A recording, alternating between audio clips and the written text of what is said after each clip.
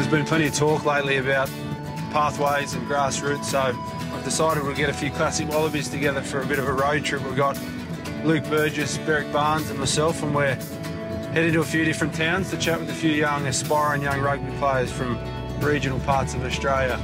First stop, Rowena, northwest, New South Wales.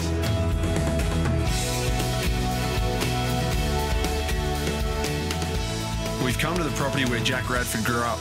Jack's currently playing Colts for Northern Suburbs in Sydney, along with 18-year-old Toowoomba twins Angus and Lachlan Windred.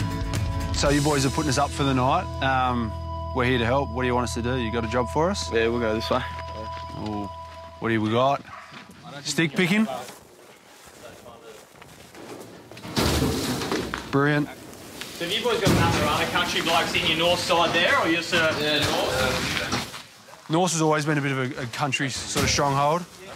Where's your local team? Narrabri. Yeah, I thought you were joking when you sent me that message. He sent me a message saying, I'll take you to my local team, it's 150k away, or my school's 30k away. The first bit travel was Wagga, so it's about 11.5 hours. Did you boys play like senior grade when you were younger? Is that what you have to do up in regional parts of Australia? If I stayed at home, I would have. Yeah. Because I was away at school, at boarding school, we just played school. Yeah. But a lot of my younger mates, one of them was 17 playing for Narrabri first grade last year. Why did you move to Sydney, and why can't you stay here and play for your local club? I know if I stayed in Tamworth, there's only three clubs now, Central North competition this year, and that's for under-19s.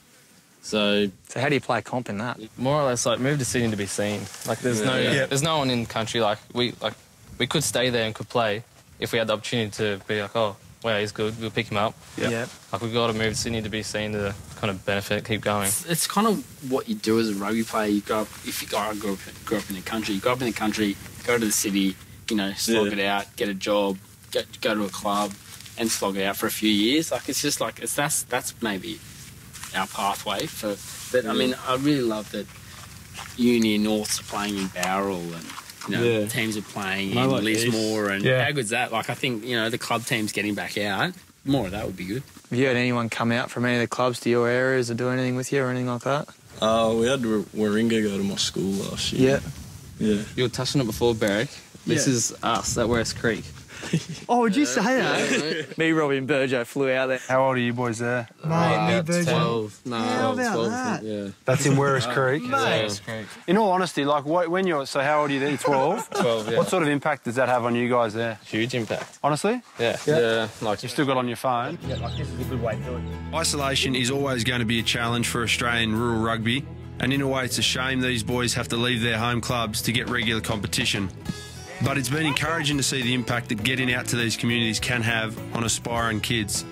Like, at the end of the day, you want people playing our sport, rugby, and like today, those guys remembered that I'd been there 7 years ago. Like, it's not something you remember, you know, but for them it's a lasting memory, and I'm like, keep them in the game. And that's what you want. You want these kids to have opportunities out there, and you just, you want to encourage as many kids as you can to play, and hopefully this goes some way to doing it. This is something the Classic Wallabies are hoping to do more of. There are programs running in the bush to aid country rugby players, which we'll speak of more next week. But for now, it's goodbye from Rowena.